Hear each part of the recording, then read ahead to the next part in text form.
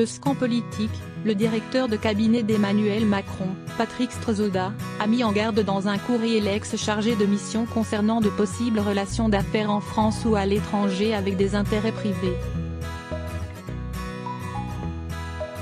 L'ancien proche du président voyagerait toujours avec un passeport diplomatique. Alexandre Benalla aurait-il dépassé le cadre de ses fonctions lors de son passage à l'Élysée ?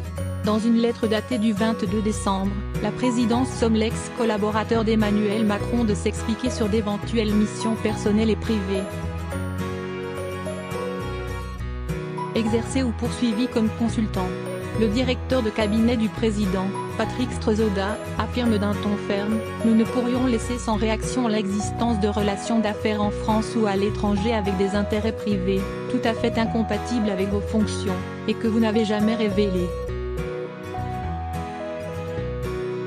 Des activités que vous n'avez jamais révélées avant votre prise de fonction ou qui auraient été nouées ou qui se seraient perpétuées alors que vous étiez en fonction », insiste-t-il. Ce courrier, consulté par le journal Le Monde, a été transmis au procureur de la République de Paris, Rémi Hayx. Il sonne comme un avertissement, alors que les contours du mystérieux voyage au Tchad d'Alexandre Benalla commencent à se dessiner. L'ancien proche du chef de l'État s'est en effet rendu dans la capitale N'Djamena quelques jours avant le président, venu réveillonner avec les troupes engagées au Sahel. La coïncidence de ces deux voyages avait provoqué les soupçons de l'entourage d'Emmanuel Macron. Je suis allé au Tchad, accompagnant une délégation économique étrangère dans le cadre d'investissements, s'était lui-même justifié l'ex-chargé de mission de l'Élysée, regrettant des propos diffamatoires et calomnieux, sous-entendant de la présidence.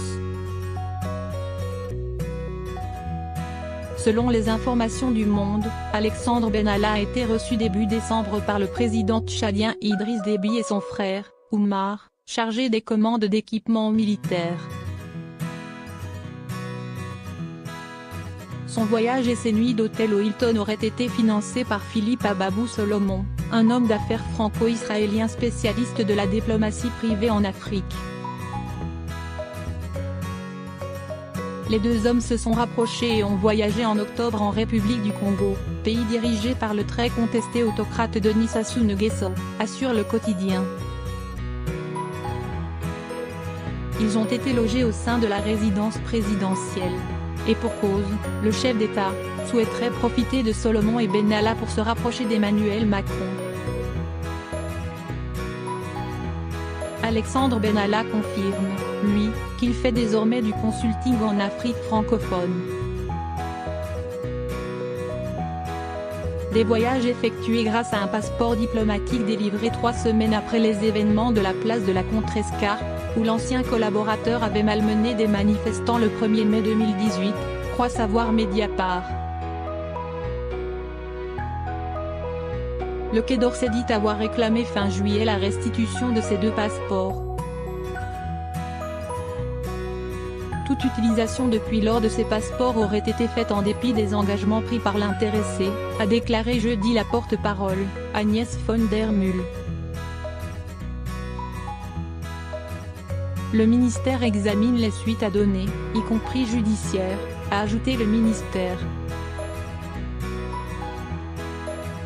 Ces propos confirment ceux de Benalla devant la commission d'enquête du Sénat en septembre lorsqu'il avait certifié que ses titres étaient restés dans son bureau de l'Élysée. Quoi qu'il en soit, le jeune homme de 27 ans s'est rendu en octobre au Cameroun, dirigé par Paul Biya depuis 36 ans. Ce dernier espère un rapprochement avec la France. Lors de ses visites au Tchad et au Cameroun, il était à chaque fois accompagné d'une délégation afin de négocier des contrats textiles pour les forces de sécurité, pour le compte d'une société soudanaise, proche du Qatar et de la Turquie. Je l'ai pris en apprentissage non pas parce que c'est Benalla, mais parce qu'il est brillant, confie Solomon au Monde. Quant à Alexandre Benalla, malgré ses fréquentations sulfureuses, il assure vouloir continuer ce qu'il fait, je ne vais pas m'arrêter.